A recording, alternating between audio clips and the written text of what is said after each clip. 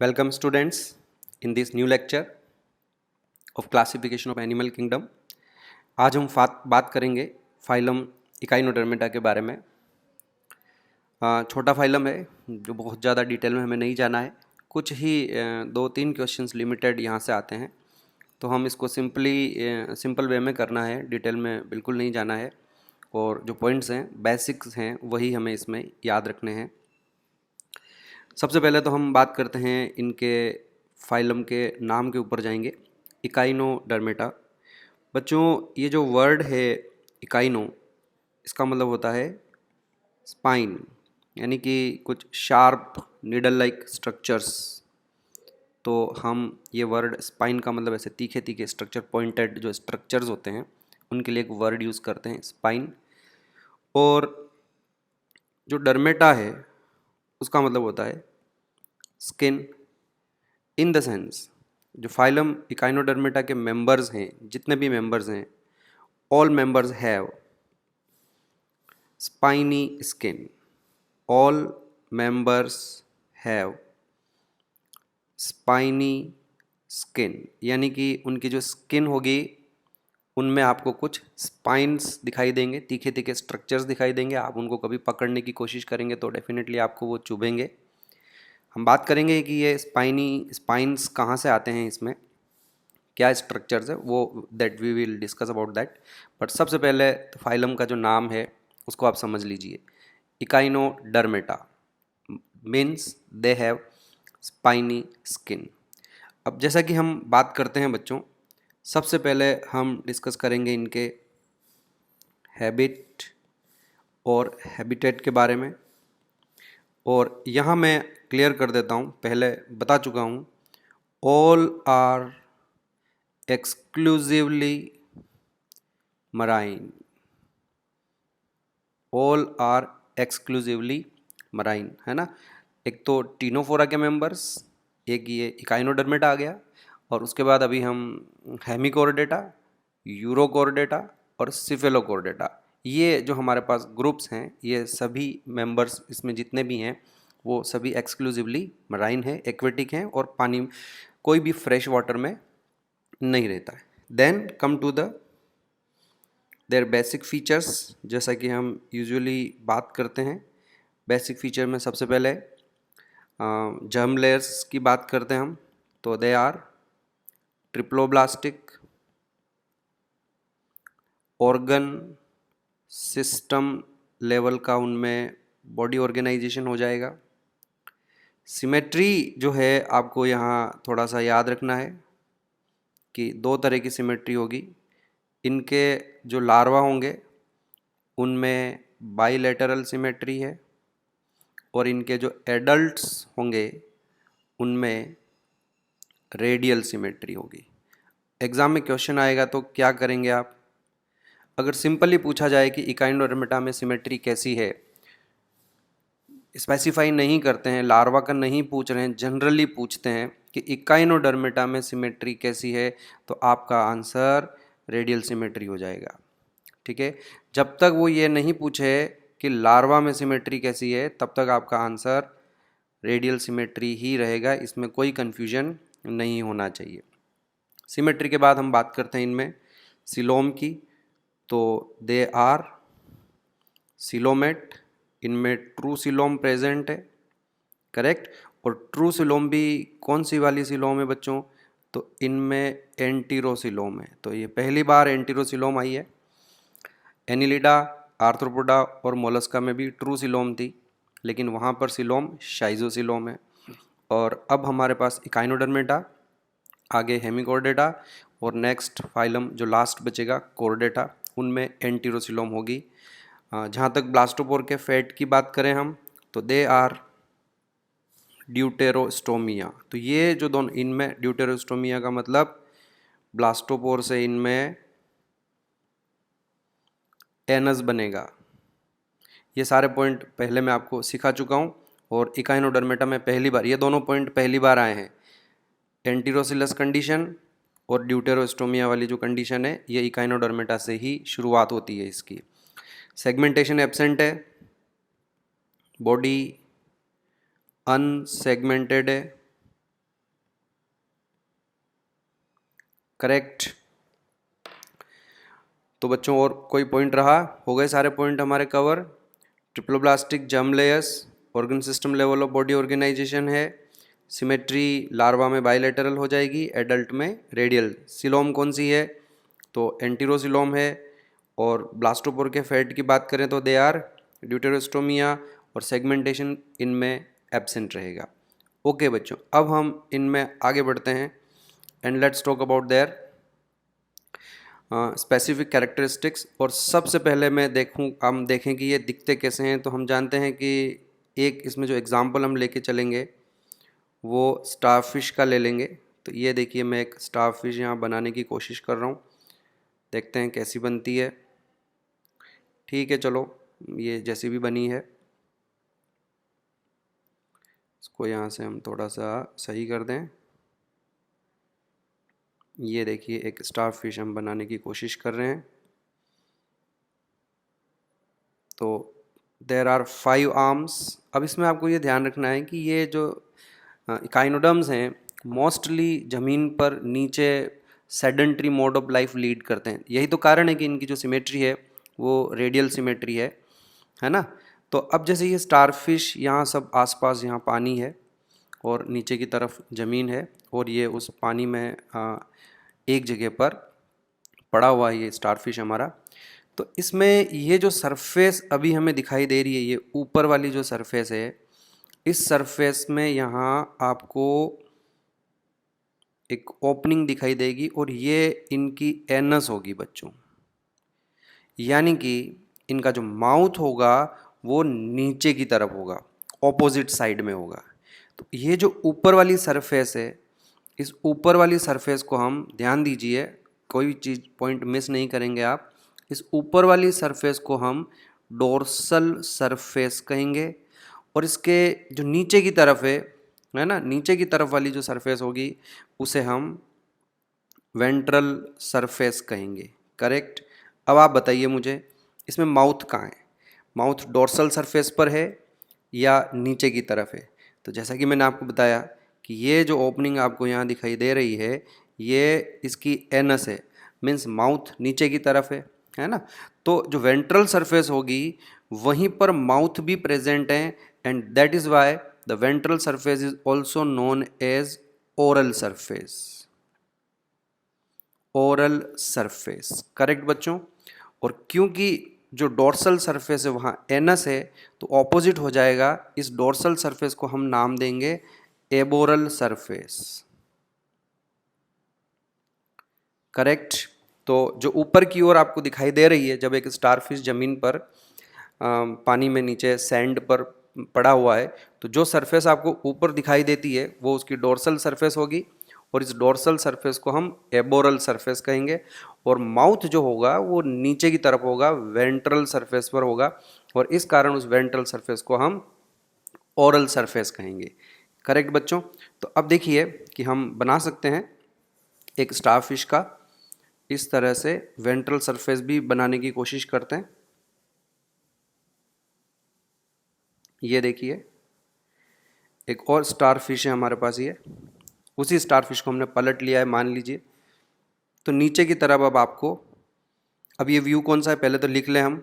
इस बार हम उसको पलट दिया है हमने, तो जो व्यू होगा वो वेंट्रल व्यू होगा, और यहाँ पर आपको नीचे की तरफ इसमें माउथ दिखाई देगा, और ये जो सरफेस है ये वेंट्रल सरफेस है, और जैसा कि अभी मैंने आपको बताया हम इस वेंट्रल सरफेस को ओरल सरफेस भी कहेंगे। करेक्ट।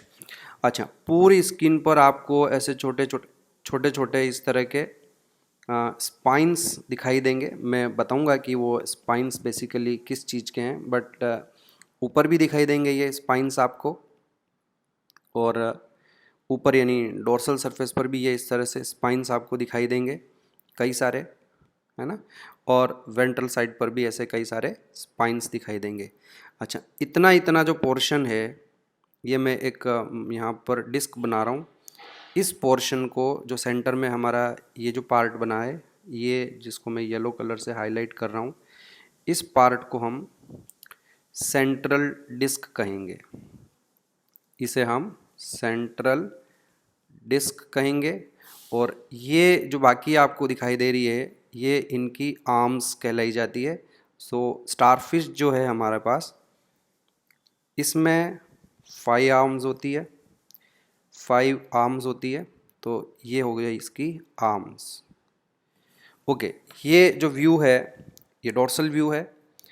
अब वापस हम नीचे की तरफ जा रहे हैं, वेंट्रल व्यू स्टारफिश का देखने की कोशिश करते हैं। और यहाँ मैं आपको एक बात बताऊंगा बच्चों कि इस जगह पर सेंटर में आपको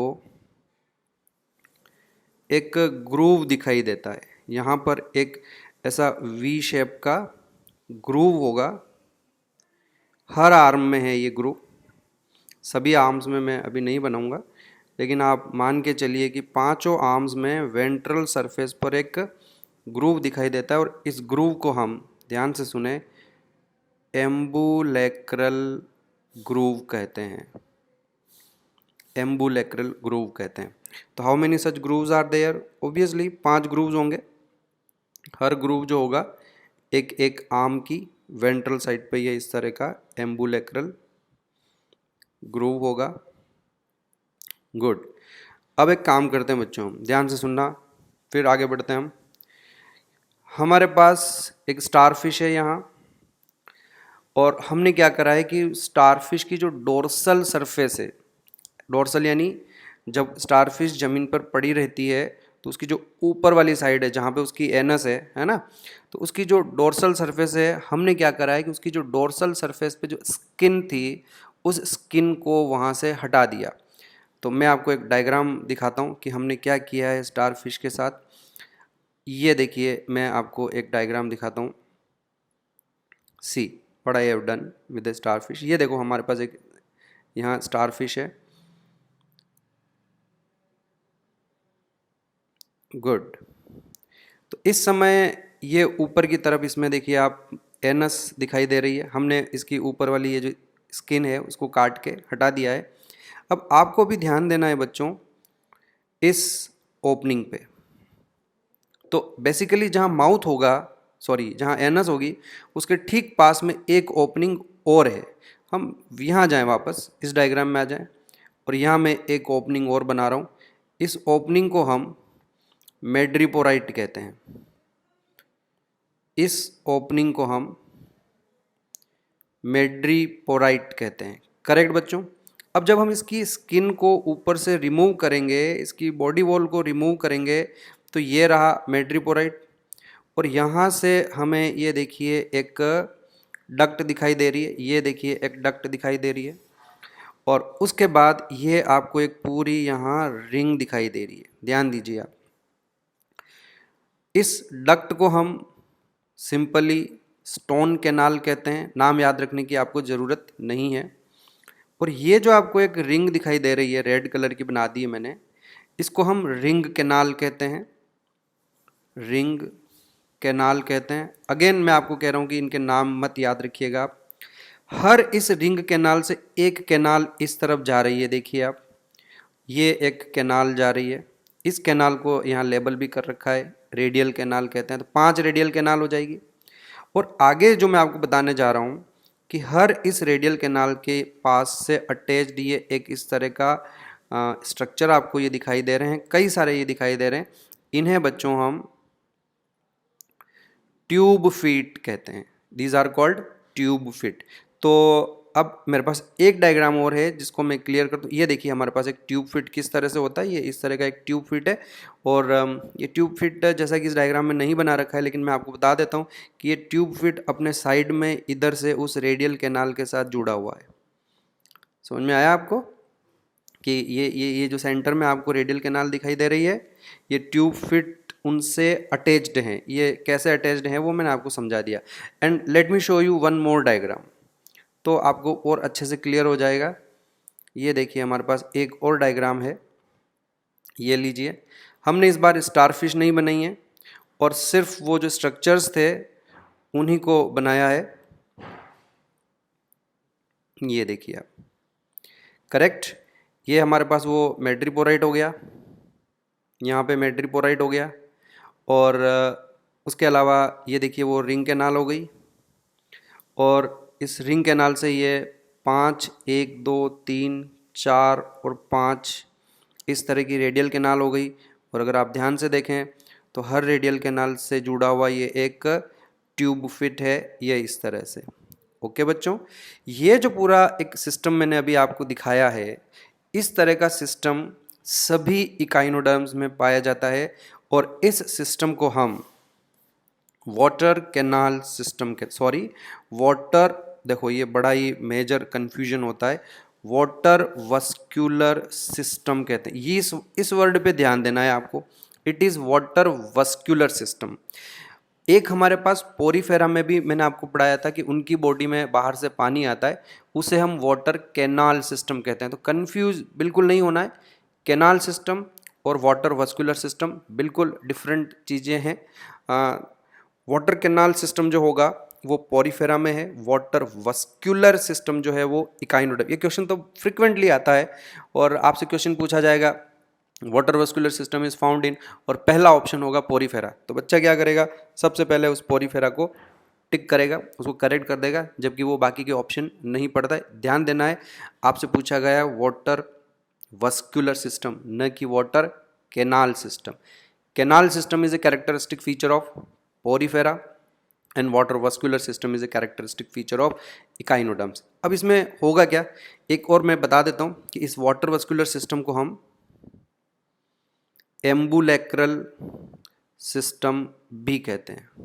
ठीक है, अब क्योंकि ये स्टारफिश और बाकी जितने भी इकाइनोडर्म्स हैं ये समुद्र में रहते हैं, तो ये जो मैड्रिपोराइट है यहाँ से सी वाटर अंदर एंटर करेगा, और वो स्टोन कैनाल से होके वो पानी जो है रेडियल कैनाल में चला जाएगा, रिंग कैनाल में चला जाएगा, और रिंग कैनाल से वो रेडियल कैनाल में जाएगा। रेडियल कैनाल से वो जो सी वाटर होगा वो इन ट्यूब फिट में भर जाएगा। तो ये जितनी भी ट्यूब्स आपको यहाँ दिखाई दे रही है, ये चाहे ट्यूब फिट हो, चाहे ये रेडियल कैनाल हो, चाहे रिंग कैनाल हो, ये सब समुद्र के पानी से भरी हुई रहती है। हाँ, ये ध्यान रखना है कि ये ट्यूब फिट का ये जो नीचे वाला एंड है ये ओपन नहीं है, ये सब बंद है नीचे से, है ना। और ये ट्यूब फिट अभी मैंने जो ऊपर एक डायग्राम दिखाया ये देखिए, और आपको समझाया मैंने कि यहाँ वेंट्रल साइड में एक ग्रूव है, इस ग्रूव को हम क्या नाम दिया है हमने, एम्बुलेक्रल ग्रूव। तो वो जो ट्यूब फिट है ना बच्चों, उनका लास्ट वाला जो पोर्शन है ये इस एम्बुलेक्रल ग्रूव में बाहर निकला रहता है।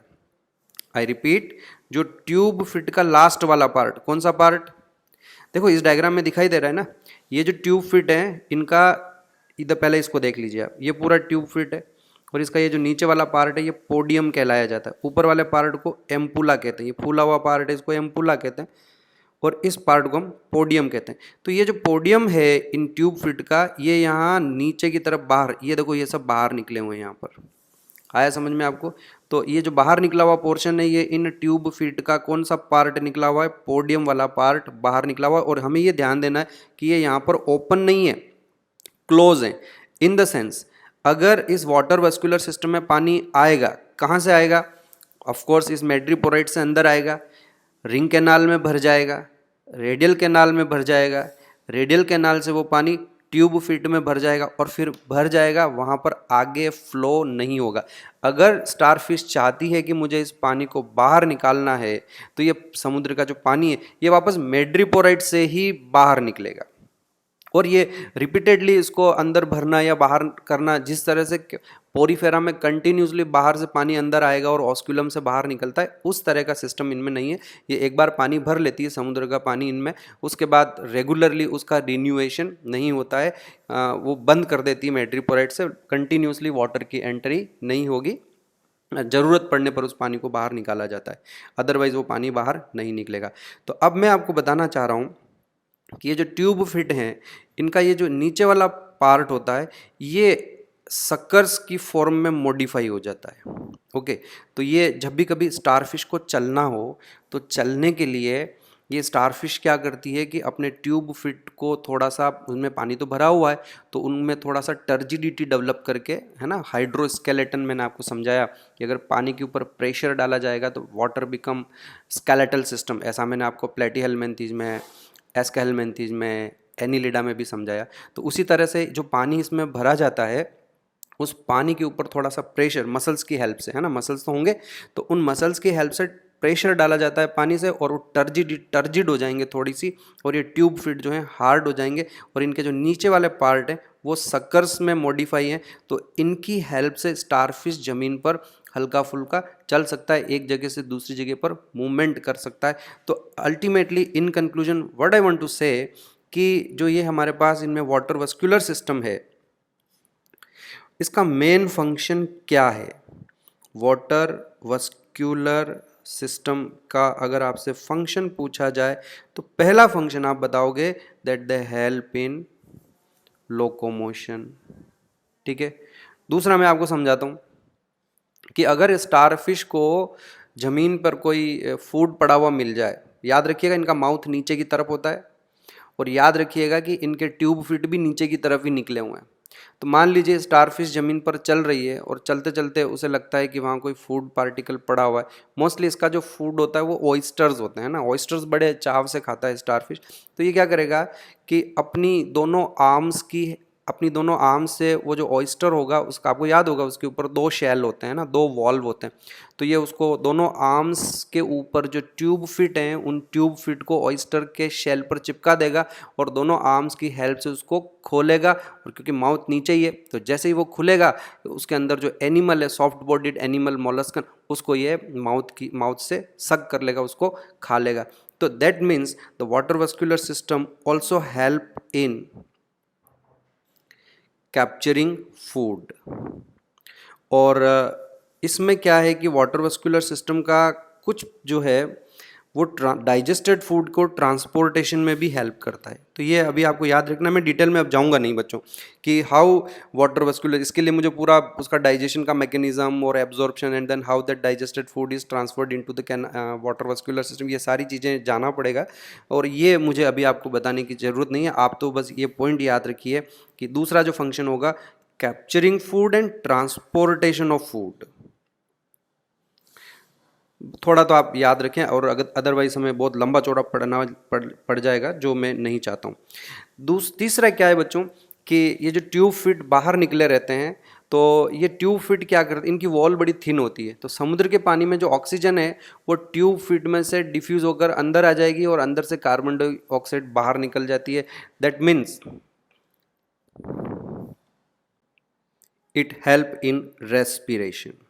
तो 3 फंक्शंस आपको याद रखने हैं वाटर वस्कुलर सिस्टम के। पहला लोकोमोशन हो जाएगा, दूसरा capturing food particle, not particle, capturing food and transportation of food, और तीसरा फंक्शन हो जाएगा रेस्पिरेशन। तो ये 3 फंक्शन आपको वाटर वस्कुलर सिस्टम के याद रखने बच्चों। करेक्ट, आप एक बार अच्छे से देख लीजिए कि किस तरह से ये what are the components of water vascular system. तो एक ओपनिंग है, और इस ओपनिंग से जो सी वाटर है, पानी जो है वो अंदर जाएगा, और फिर स्टोन कैनाल से वो रिंग कैनाल में, और रिंग कैनाल से वो रेडियल कैनाल्स में, और रेडियल कैनाल से वो ट्यूब फीट में चला जाएगा, है ना। और if you want to see tube feets कैसे दिखाई देते हैं, तो I have a photograph of tube feet की किस तरह से स्टारफिश चलने की कोशिश करता है।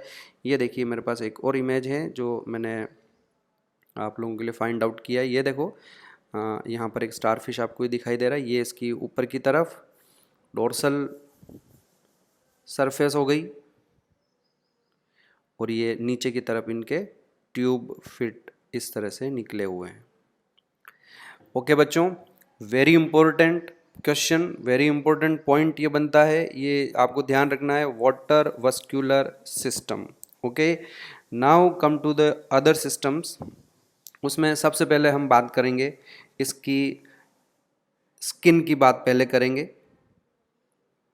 Let's come to the body wall.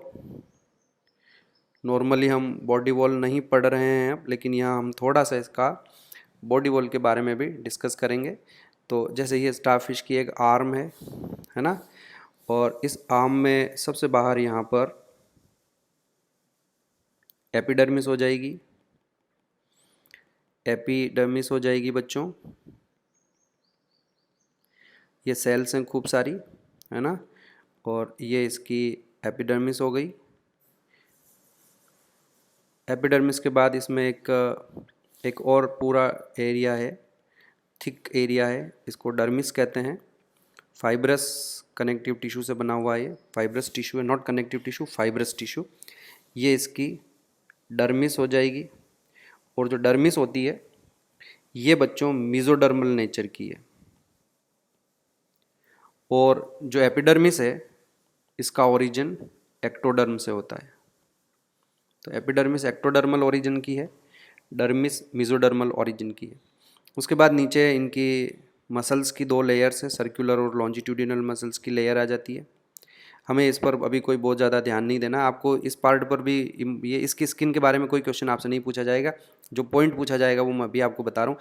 एक बार मेरे को डायग्राम ड्रॉ करके बता देता हूँ मैं आपको। यहाँ पर ये मसल्स की लेयर है, दो तरह के मसल्स है, सर्कुलर और लॉन्जिट्यूडिनल मसल्स, इट्स ओके। उसके बाद नीचे यहाँ पे इनकी पूरी सिलोम आ जाएगी बच्चों। तो यहाँ पर सिलोम के यहाँ पर इनकी सिलोमिक एपिथीलियम आ जाएगी। जैसा कि आपको बताया कि मेसोडर्म से बनी हुई सिलोम जब भी कभी आएगी तो सिलोम की डेफिनेशन क्या है, body cavity lined by mesoderm on both the sides. तो ये यहाँ पर एक मेसोडर्म की लाइन आ जाएगी, लेयर आ जाएगी, मेसोडर्मल लेयर है ये, इसको हम सिलोमिक एपिथीलियम कहते हैं। मेसोडर्मल लेयर का मतलब इसका जो ओरिजिन है वो मेसोडर्म से है।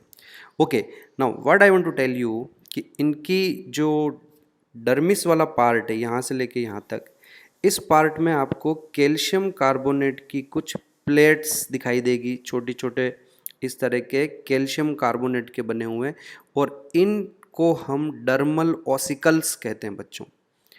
इनको हम डर्मल ऑसिकल्स कहते हैं। अब ये जो डर्मल ऑसिकल्स हैं ये कैल्शियम कार्बोनेट के बने हुए हैं।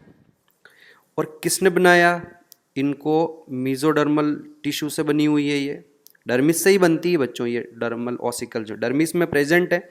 और डर्मिस की जो सेल्स होगी वही सेल्स इन डर्मल ऑसिकल्स को बनाती है। ओके, एक और बात मैं यहाँ बता देता हूँ कि ये जो डर्मल ऑसिकल्स हैं इनके डेफिनेट शेप होते हैं। और ये जो ऑसिकल्स हैं यहाँ हम बात करते हैं, थोड़ा सा देखो मैं ये कुछ पार्ट यहाँ से डिलीट कर रहा हूँ। और अब देखिए आप कि ये जो ऑसिकल्स हैं, थोड़ा सा और करना पड़ेगा यहाँ से भी। ओके, तो ये इनके ऑसिकल के कुछ पार्ट ऐसे बाहर भी निकले रहते हैं। तो इनका ये जो बाहर निकला हुआ पार्ट है डर्मल ऑसिकल का, इस पार्ट को हम स्पाइन कहते हैं। तो अब आपको समझ में आ गया होगा कि इनकी जो स्किन है वो स्पाइनी क्यों है ना। और दूसरा ये भी ध्यान रखें ये एक्सपोज्ड नहीं है, जो एपिडर्मिस है वो भी इनको कवर करके रखती है। तो एपिडर्मिस यहाँ पर प्रेजेंट रहेगी ये इस तरह से, लेकिन फिर भी बाहर की तरफ आपको इस तरह के स्पाइन्स दिखाई देंगे। तो ये एक दो पॉइंट अब आपके यहाँ क्लियर हो गए। पहला पॉइंट तो ये क्लियर हो गया कि why their skin is spiny, क्योंकि इनका जो नाम है ना इकाइनोडर्मेटा वो इसी वजह से तो पड़ा, स्पाइनी स्किन की वजह से। तो आप बताएंगे कि their skin is spiny because of the presence of dermal ossicles. अब ये डर्मल ऑसिकल्स, एक चीज़ तो ये समझ में आई गया आपको। दूसरी इनकी इंपॉर्टेंस समझा रहा हूँ डर्मल ऑसिकल्स की बच्चों, ध्यान रखना। एक बड़ा ही इंपॉर्टेंट क्वेश्चन यहाँ से बनता है कि इकाइनोडर्मेटा के बाद आगे आएगा हेमिकोर्डेटा। हेमिकोर्डेटा के बाद शुरुआत हो जाएगी कोर्डेटा की। कोर्डेटा में जो फिशेज हैं या जो एम्फीबिया है, रेप्टिलिया है, एवीज है, मैमल्स हैं, इन सभी में बोन्स पाई जाती है ना। किन में? जितने भी हमारे पास आगे जाके वर्टिब्रेट्स आएंगे उन वर्टिब्रेट्स में कुछ एक को, शुरुआत के इनिशियल वर्टिब्रेट्स को छोड़ दो तो बाद के जितने भी एग्जाम्पल्स होंगे उनमें सभी में बोन्स होगी। और ये जो बोन्स होती है ये कैल्शियम कार्बोनेट की बनी हुई होती है। और बोन्स का जो ओरिजिन होता है वो भी बच्चों मेसोडर्म से ही होता है। तो मेसोडर्मल ओरिजिन होता है बोन का। अब आप देखिए कि कितनी सिमिलरिटीज़ है। इनके पास जो डर्मल ऑसिकल्स हैं वो कैल्शियम कार्बोनेट से बने हुए हैं, और इन डर्मल ऑसिकल्स का जो ओरिजिन है वो भी मेसोडर्म से। हम इन्हें बोन्स तो नहीं कहेंगे but they looks like bone के छोटे छोटे पीस, छोटे छोटे टुकड़े हैं ये, इन्हें हम डर्मल ऑसिकल्स कहते हैं। तो ये एक बड़ा इंपॉर्टेंट है। आपसे क्वेश्चन जो आएगा कि कोर्डेटा में और इकाइनोडर्मेटा में क्या सिमिलरिटी आपको देखने को मिलती है। तो मैं आपको 2-3 पॉइंट्स बताऊंगा जिसमें ये आपस में एक दूसरे के साथ सिमिलर हैं, और उन 2-3 पॉइंट्स में से पहला पॉइंट जो है वो ये रहेगा कि echinoderms also have an endoskeleton, है ना। Echinoderms have an endoskeleton made up of dermal ossicles similar to bones present in vertebrates या कॉर्डेट्स। ये वर्टिब्रेट और कॉर्डेट में आपको डिफरेंस अभी कंफ्यूजन हो रहा होगा, कोई बात नहीं, अभी सिनोनिम की तरह चलने दो, आगे जाके डिफरेंस बताऊंगा कि कॉर्डेटा में और वर्टिब्रेटा में क्या डिफरेंस है। फॉर टाइम बीइंग इसको चलने दें, है ना। यूजुअली हम बोल देते हैं कॉर्डेट्स एंड वर्टिब्रेट्स, लेकिन थोड़ा सा इनमें डिफरेंस होगा, हम आगे कॉर्डेटा पढ़ाऊंगा जब आपको डिफरेंस बताऊंगा। ओके बच्चों, समझ में आया मैं क्यों आपको स्किन पढ़ाने बैठा इनकी, क्योंकि इनकी स्किन में हमें ये जो ऑसिकल्स हैं इन पर ध्यान देना है। डर्मल ऑसिकल्स डर्मिस में प्रेजेंट होते हैं, मीजोडर्म से बने हुए होते हैं, मीजोडर्मल ओरिजिन है इनका, and they are similar to the bones which are present in vertebrates. तो ये आपको नहीं भूलना। 2 बड़े इंपॉर्टेंट कैरेक्टरिस्टिक अब तक मैं इकाइनोडर्मेटा के आपको बता चुका हूँ। एक, इनमें वाटर वस्कुलर सिस्टम होता है जिसके क्या फंक्शन है, तो मैंने आपको 3 फंक्शन आपको याद रखना है। They help in locomotion, that it help in capture and transport of food, और तीसरा it help in respiration. Okay बच्चों, आगे बढ़ते हैं अब हम और इनके डाइजेस्टिव सिस्टम की बात करते हैं। अब हम एक एक करके इनके सारे सिस्टम्स लेंगे, ज़्यादा डिटेल में नहीं जाएंगे, ब्रीफली हम उन्हें कर लेते हैं। सबसे पहले बात कर लेते हैं डाइजेस्टिव सिस्टम। कोई ख़ास बात नहीं है, डाइजेस्टिव सिस्टम इनका कंप्लीट होता है, यानी बोथ माउथ और एनस प्रेजेंट है। बस आपको ये ध्यान रखना है कि माउथ जो है वो वेंट्रल सरफेस पर है और जो एनस है वो ऊपर की तरफ है, यानी कि डोर्सल सरफेस पर है। और बच्चों बताओ, वेंट्रल सरफेस को क्या कहा हमने? ओरल सरफेस, क्योंकि वहाँ माउथ है। और डोर्सल सरफेस को क्या नाम दे रहे हैं हम? एबोरल सरफेस, क्योंकि वहाँ पर ऑपोजिट है वो ओरल का, इसलिए हमने उसे एबोरल सरफेस नाम दिया। इनमें डाइजेस्टिव ग्लैंड्स प्रेजेंट है, डाइजेस्टिव ग्लैंड्स आर प्रेजेंट। बस इतना ही काफ़ी है हमारे पास। डाइजेशन कौन सा वाला होगा, तो ये तो हम अभी बार बार मुझे बताने की ज़रूरत नहीं है कि इनमें एक्स्ट्रा सेल्यूलर डाइजेशन होगा, है ना। एक बार रिवीजन दे दूं मैं आपको डाइजेशन का। पोरीफेरा में इंट्रासेलुलर है, सिलेंट्रेटा और टीनोफोरा में पार्टली इंट्रासेलुलर है और पार्टली एक्स्ट्रा सेलुलर हो जाएगा। और उसके बाद प्लेटीहेलमिन्थिस से अप टू कोरोडेटा सभी में डाइजेशन एक्स्ट्रा सेलुलर ही रहेगा। डाइजेशन के बाद आ जाते हैं हम इनमें एक्सक्रीशन। तो बच्चों एक्सक्रीटरी सिस्टम इनमें एब्सेंट है, कोई अलग से सिस्टम नहीं है, एक्सक्रीटरी सिस्टम इनमें एब्सेंट रहेगा, ध्यान रखना है आपको।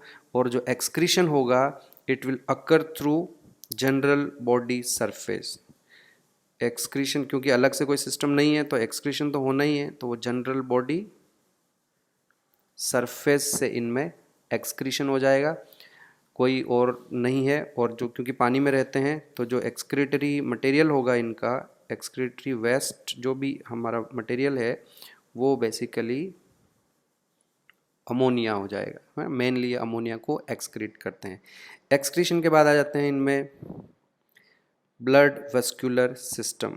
बच्चों ब्लड वेस्कुलर सिस्टम भी इनका जो है काफ़ी रिड्यूस्ड टाइप का है और वेल डेवलप्ड नहीं है। ब्लड वेस्कुलर सिस्टम इनमें रिड्यूस्ड है, और वो भी कौन सा वाला है बच्चों? Open type of blood vascular system है, open type of blood vascular system है, करेक्ट। इनमें कोई हार्ट नहीं है और किसी तरह के पंपिंग वेसल्स भी नहीं है जिस तरह से कि उसको पंप किया जाए ब्लड को, इस तरह का कोई स्ट्रक्चर इनमें प्रेजेंट नहीं है। पहले ही बता दिया मैंने आपको, रिड्यूस्ड टाइप का है। एक्सक्रीटरी सिस्टम भी इनका एब्सेंट ही है, जनरल बॉडी सरफेस से ही इनमें एक्सक्रीशन होता है। और उसके बाद आ जाते हैं हम इनमें नर्वस सिस्टम। तो वो भी मैं आपको बता देता हूँ कि जो नर्वस सिस्टम है वो भी प्रिमिटिव टाइप का है बच्चों, प्रिमिटिव टाइप का है, जिसमें एक इस तरह की रिंग हो जाएगी पेंटागोनल, इस तरह की एक रिंग हो जाएगी और इस तरह से नर्व्स निकल जाएगी, एक एक नर्व एक एक आर्म में चली जाएगी। तो ये क्या है, प्रिमिटिव टाइप का है, कोई इनमें ब्रेन जैसा कोई स्ट्रक्चर नहीं है। आपने देखा होगा एनिलिडा में वेल डेवलप्ड नर्वस सिस्टम है, आर्थ्रोपोडा में और ज़्यादा वेल डेवलप्ड है, मोलस्का में भी वेल डेवलप्ड नर्वस सिस्टम है, सेंसरी सिस्टम भी वेल डेवलप है। तो ये जो तीन फाइला है हमारे पास, एनिलिडा, आर्थ्रोपोडा और मोलस्का, इनमें जो एनिमल्स हैं वो बड़े ही एडवांस, कॉम्प्लिकेटेड, कॉम्प्लेक्सिटी भी ज़्यादा है। और सडनली क्या हुआ कि जो नेक्स्ट फाइलम आया इकाइनोडर्मेटा, उसके जो एनिमल्स हैं उनकी जो बॉडी ऑर्गेनाइजेशन है, उनकी जो कॉम्प्लेक्सिटी है वो काफ़ी कम हो गई है, and they are simpler than these three phyla, है ना। एनिलिडा और आर्थ्रोपोडा और मोलस्का के कंपैरिजन में इकाइनोडर्मेटा के जो मेंबर्स हैं उनमें इतनी कॉम्प्लेक्सिटी नहीं है। आपने देख लिया, न तो उनके पास well developed blood vascular system है, न उनके पास एक्सक्रीटरी सिस्टम है, न उनके पास कोई अलग से रेस्पिरेटरी सिस्टम है, जबकि एनिलिडा, आर्थ्रोपोडा और मोलस्का में, इनमें सभी में, इन सारे सिस्टम्स के लिए अलग अलग ऑर्गन्स और अलग अलग स्ट्रक्चर्स हैं। इवन सिमेट्री जो है इकाइनोडर्मेटा की, वो एडल्ट्स में रेडियल टाइप की सिमेट्री हो गई। तो यहाँ मैं आपको एक इम्पोर्टेंट पॉइंट और बताने जा रहा हूँ कि नॉर्मली क्या होता है बच्चों, कि जैसे कोई आपके पास एक फाइलम है, उसके बाद अगला फाइलम है ना, पोरीफेरा ले लीजिए, पोरीफेरा सिलेंट्रेटा, फिर प्लेटीहेलमिन्थीज, है ना, फिर एस्केलमिन्थीज, फिर हमारे पास एनिलिडा आया, फिर हमारे पास आर्थ्रो। जैसे जैसे आप आगे बढ़ रहे हो कॉम्प्लेक्सिटी इंक्रीज हो रही है ना। लेकिन सडनली क्या होता है कि मोलस्का के बाद जैसे ही आप इकाइनोडर्मेटा पे आते हो तो आपको पता चलता है कि जो कॉम्प्लेक्सिटी है वो डिक्रीज हो गई है ना। तो अब तक तो इवोल्यूशन प्रोग्रेसिव हो रहा था, ध्यान देना मेरे वर्ड पे, कि अब तक तो इवोल्यूशन प्रोग्रेसिव, आगे प्रोग्रेस कर रहा था, एनिमल और ज़्यादा एडवांस होते जा रहे हैं, और ज़्यादा कॉम्प्लेक्स होते जा रहे हैं, पोरीफेरा सिलेंट्रेटा, सारे एनिमल्स आगे से आगे कॉम्प्लेक्सिटी इंक्रीज होती जा रही। सडनली इकाइनोडर्मेटा के केस में हम ये देखते हैं कि इकाइनोडर्मेटा में जो कॉम्प्लेक्सिटी है वो काफ़ी कम हो गई है। And this is an very good example of, यहाँ एक वर्ड यूज़ कर रहा हूँ, this is a very good example of retrogressive evolution. तो एक ही फाइलम ऐसा है जो रिट्रोग्रेसिव इवोल्यूशन शो करता है, और वो फाइलम हो जाएगा आपका इकाइनोडर्मेटा। करेक्ट। अब बच्चों एक क्वेश्चन हमारे दिमाग में आता है कि इकाइनोडर्मेटा अगर इतने सिंपल हैं, इतने प्रिमिटिव टाइप के हैं, तो फिर हमने क्लासिफिकेशन में इनको सबसे ऊपर ले जाके क्यों रखा? क्यों हमने इकाइनोडर्म्स को एनिलिडा, आर्थ्रोपोडा, मोलस्का से भी ऊपर ले जाके रखा है? तो और इसके बाद तो हेमिकोर्डेटा और कोर्डेटा आने वाले हैं।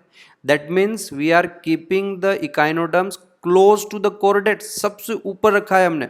और बच्चों बात भी सही है, बाकी सारे सिस्टम्स भले भी ही प्रिमिटिव टाइप के हों, सिंपल टाइप के सिस्टम्स हों, लेकिन इनका जो एम्ब्रियोनिक डेवलपमेंट है, ध्यान देना आप, इनका जो एम्ब्रियोनिक डेवलपमेंट है इकाइनोडर्म्स का,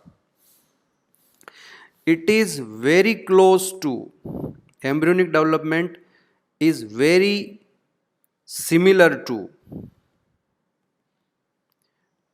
chordates। अब आप बोलोगे कि कैसे, तो क्वेश्चन ये हो गया हमारे पास कि हाउ। तो आंसर ये बच्चों की ध्यान दीजिए, हमारे जो कॉर्डेट्स हैं वो भी एंटीरोसिलस हैं, यानी कि उनमें जो सिलोम बनने का प्रोसेस है वो इकाइनोडर्मेटा की तरह ही हो जाएगा। हमारे कॉर्डेट्स भी ड्यूटेरोस्टोमिया में आते हैं, यानी कि उनमें ब्लास्टोपोर से एनस बनता है। सेम कैरेक्टरिस्टिक फीचर यहाँ पर भी रहेगा। इकाइनोडर्म्स भी एंटीरोसिलस हैं, इनमें भी सिलोम बनने का जो पैटर्न है, प्रोसेस है, वो कॉर्डेटा की तरह है, और इनमें भी ब्लास्टोपोर से एनस बनता है। तो फिर हमें लगा कि these animals must be close to the echinoderms, या ये ऐसा कह दें हम कि जो इकाइनोडर्म्स के एंसिस्टर्स हैं वो और कॉर्डेटा के जो एंसिस्टर्स हैं वो कॉमन रहे होंगे। तो we have common ancestry, chordates and echinoderms have common ancestry. यहीं से एक तरफ इकाइनोडर्म्स का इवोल्यूशन हुआ और दूसरी तरफ हेमिकोर्डेटा, एंड देन बाद में आगे जाके कॉर्डेटा का इवोल्यूशन हो। तो आपसे ये क्वेश्चन पूछा जाए कि जो कॉर्डेट्स हैं वो इवोल्यूशनरी पॉइंट ऑफ व्यू से इन्वर्टिब्रेट के किस फाइलम के सबसे ज़्यादा क्लोज हैं, किसके साथ इनकी एफिनिटीज सबसे ज़्यादा है, तो आप इन्वर्टिब्रेट में बता देंगे कि इकाइनोडर्म्स के साथ इनकी एफिनिटी सबसे ज़्यादा है। Is that clear? समझ में आया आपको? क्या रीज़न रहा हमने इकाइनोडर्मेटा को सबसे ऊपर ले जाके रखना क्यों पसंद किया? हमने इनको सबसे ऊपर इसलिए रखा क्योंकि इनका अर्ली एम्ब्रियोनिक पैटर्न डेवलपमेंट जो है वो कॉर्डेटा से मिलता जुलता है या बिल्कुल सेम है, उनके जैसा ही है। वेल एनीवे, आगे बढ़ते हैं बच्चों। हम सारे सिस्टम हमने देख लिए, एक हम इनके रिप्रोडक्टिव सिस्टम को और डिस्कस कर लें।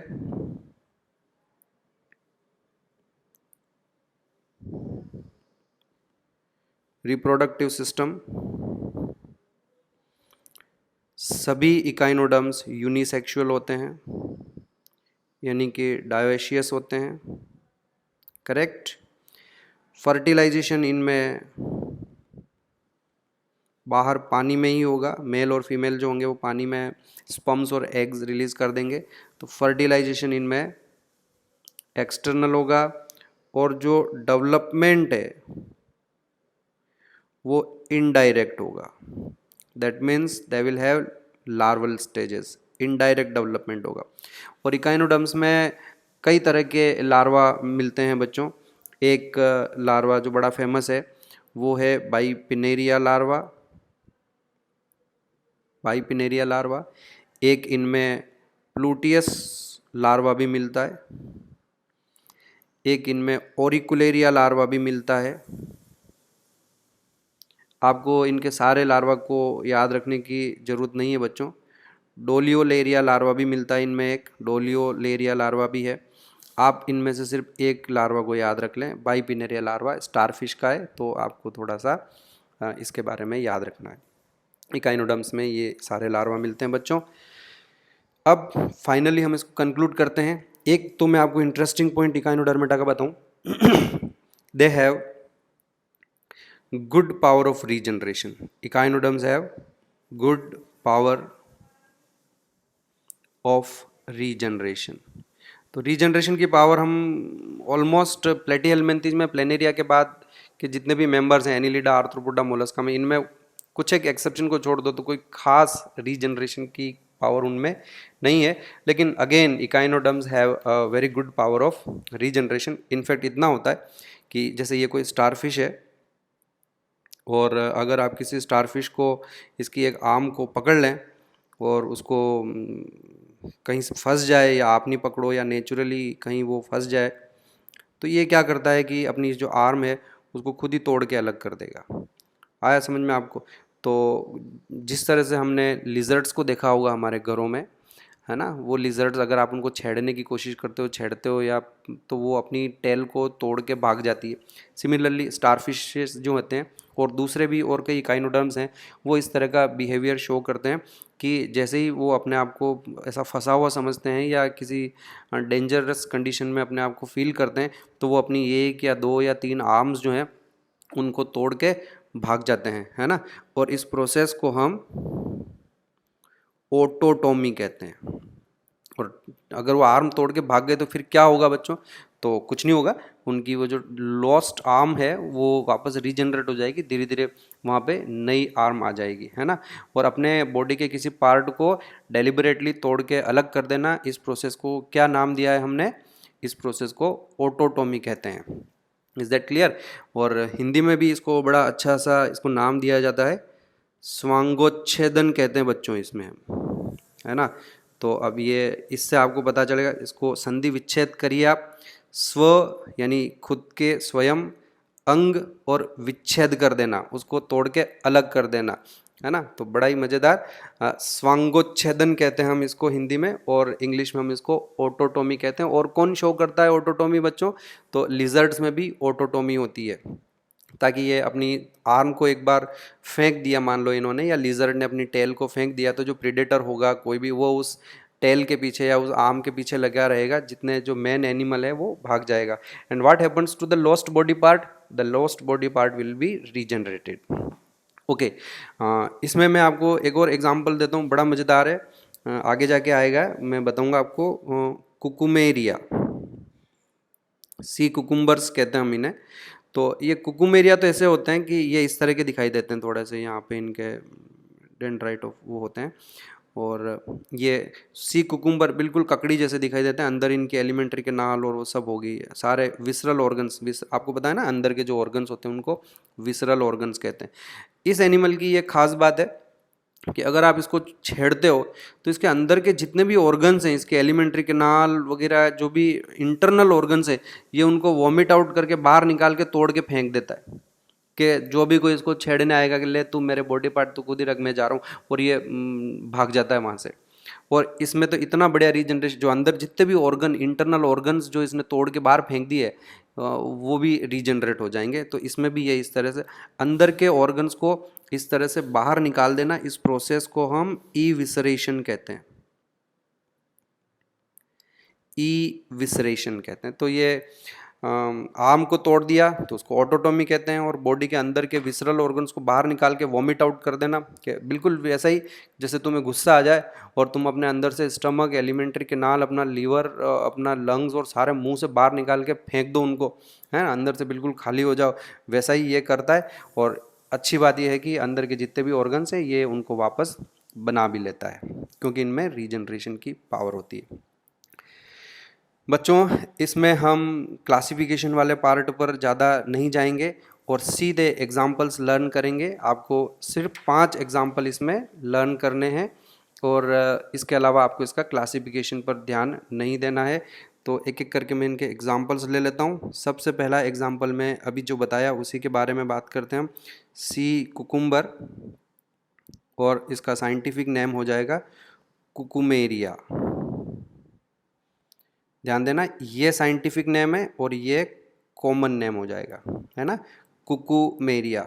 इन्हें हम, क्योंकि इनका जो अपीयरेंस होता है वो कुकुम्बर जैसा है, and that's why they are called sea cucumbers. ये मेरे पास एक फ़ोटो भी है, ये देखिए आप, इस तरह के ये दिखाई देते हैं। और इसी के बारे में मैंने अभी बताया आपको कि गुस्सा आने पर ये अपने अंदर के जो ऑर्गन्स हैं उनको बाहर निकाल के फेंक देता है। दूसरा एग्जाम्पल जो मैं ले रहा हूँ वो हो जाएगा sea urchin. Again common name है ये, सी अर्चिन, और जो साइंटिफिक नेम हो जाएगा वो है इकाइनस। इकाइनस, ये भी बिल्कुल स्पाइनी इनकी स्किन होती है। मेरे पास इसका भी फोटोग्राफ है, तो ये देखिए, this is sea urchin here, इस तरह का दिखाई देता है। ये यहाँ पर पड़ा हुआ है हमारे पास। ओके, ये यहीं रहेगा, कहीं जाएगा नहीं। तो इधर ले लेता हूँ मैं, यहाँ रख देता हूँ इसको। You see that this is sea urchin. सब मराइन एनिमल्स हैं, ये बड़े खूबसूरत दिखाई देते हैं। 2 एग्जाम्पल हो गए हमारे पास, 5 ही एग्जाम्पल बताऊंगा। तीसरा एग्जाम्पल जो मैं बता रहा हूँ आपको वो है सी लिली। सी लिली, और ये कॉमन नेम है, और जो साइंटिफिक नेम होगा वो हो जाएगा एंटीडोन। एंटीडोन, ये इसका साइंटिफिक नेम है, एंटीडोन। और क्योंकि लिलीज जैसे दिखाई देते हैं, ज़मीन से अटैच्ड रहते हैं, मेरे पास फोटोग्राफ है, मैं दिखा देता हूँ आपको। ये इस तरह से दिखाई देते हैं, ये देखिए आप। तो ये हमारे पास एक एंटीडोन या सी लिली है, बड़े खूबसूरत हैं ये भी एनिमल। एंड एक और लेते हैं हम एग्जांपल, 3 हो चुके हैं हमारे पास। अब एक ले लेते हैं हम स्टारफिश। तो जैसा कि बताया आप, स्टारफिश के तो हम कई सारे डायग्राम भी बना चुके हैं। स्टारफिश का जो साइंटिफिक नेम है वो है एस्टेरियाज। एस्टेरियाज, ये साइंटिफिक नेम हो जाएगा, ये कॉमन नेम है बच्चों, करेक्ट। फोटो अगर आप देखना चाहें तो देखिए, स्टार फिशेज तो बहुत हैं हमारे पास, आपने देखे होंगे। ये एक स्टार फिश है। आप जरा डायग्राम देख के बताओ कि ये इसका वेंट्रल व्यू है कि डोर्सल व्यू है इस फोटोग्राफ में। तो देखिए नीचे की तरफ ये माउथ दिखाई दे रहा है, यहाँ पर ये माउथ लिखा हुआ है यहाँ, है ना। तो इसका मतलब ये वेंट्रल व्यू दिखाया गया है यहाँ पर आपको। स्टारफिश हो गई। एंड देन लास्ट एक और एग्जांपल ले लेते हैं हम। कॉमन नेम है ब्रिटल स्टार और साइंटिफिक नेम है ओफियोथ्रिक्स। ओफियोथ्रिक्स या ओफियूरा भी है। ये बच्चों जो नाम है ना, ओफियो वर्ड जहाँ आएगा समझ लीजिए सांप, है ना। सांप के लिए ये वर्ड यूज़ करते हैं हम। और ओफियो वर्ड जो है वो सांप के लिए। आगे जब मैं रेप्टिलिया पढ़ूंगा तो रेप्टिलिया में एक ऑर्डर आएगा ओफिडिया, है ना। तो ओफिडिया मतलब ये सब सांपों के बारे में। अब इसको सांप से क्या लेना देना, तो इसका सांप से लेना देना ये है बच्चों कि दिखने में इनकी जो आर्म्स होती है वो बिल्कुल पतली पतली सांप जैसी इनकी आर्म्स होती है।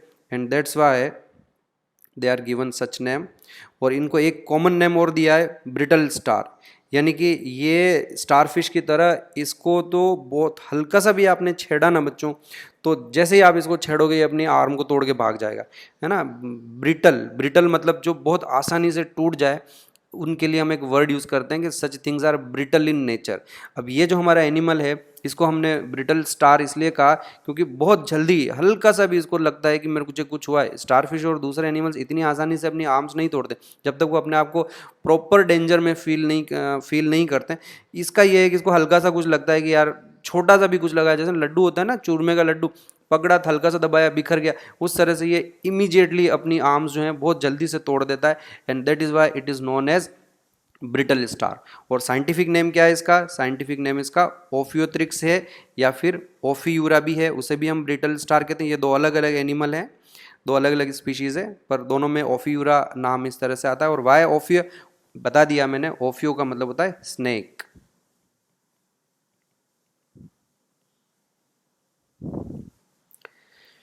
तो दैट्स इट, ये हमारा इकाइनोडर्मेटा बच्चों कंप्लीट होता है। और आपको जो मेन अब ध्यान रखना है, इंपॉर्टेंट क्वेश्चन क्या रहेंगे। एक आपको इनमें वाटर वेस्कुलर सिस्टम का ध्यान रखना है कि they have got a peculiar characteristic feature है, इनका कैरेक्टरिस्टिक फीचर है water vascular system. Canal system नहीं है, कैनाल सिस्टम तो पोरीफेरा में होता है। और दूसरा बच्चों आप इनके एग्जाम्पल जो हैं वो सारे लर्न कर लेना। 5 ही एग्जाम्पल है, ज़्यादा एग्जाम्पल नहीं लिए हैं, इनफ है आपके लिए। इनके कॉमन नेम याद कर लेना, सी कुकुम्बर जो कुकुमेरिया है, सी अर्चिन इकाइनस है, सी लिली एंटीडोन है, स्टारफिश को एस्टेरियास, एक पेंटासिरोस और होता है लेकिन इनफ है आपके लिए ये एस्टेरियास। और एक एंड में मैंने आपको ब्रिटल स्टार जिसे हम ओफियूरा या ओफियोथ्रिक्स कहते हैं। और तीसरा जो इकाइनोडर्मेटा के बारे में आपको याद रखना है, their affinities, they are close to chordates. Body पूरी सिंपल है इनकी, इनमें सारे सिस्टम्स इनके पुअरली डेवलप है, कोई बहुत एडवांस सिस्टम नहीं है, कॉम्प्लेक्सिटी नहीं है बॉडी में, लेकिन फिर भी हमने इनको सबसे ऊपर रखा because their embryonic development is very much similar to the embryonic development of chordates. दूसरा, कॉर्डेटा से इनमें क्या सिमिलरिटी है? कॉर्डेट्स में जिस तरह की बोन्स होती है उसी तरह से इनमें भी डर्मल ऑसिकल्स होते हैं, तो वो भी एक तरह से सिमिलरिटी है, कॉर्डेट्स से रिलेटेड है। और आपको एक और पॉइंट क्या बताया था मैंने जो इम्पोर्टेंट था,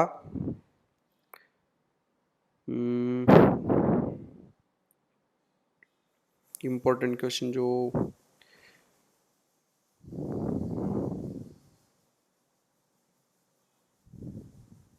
हो गया, सारे पॉइंट्स मैंने रिवाइज करा दिए आपको।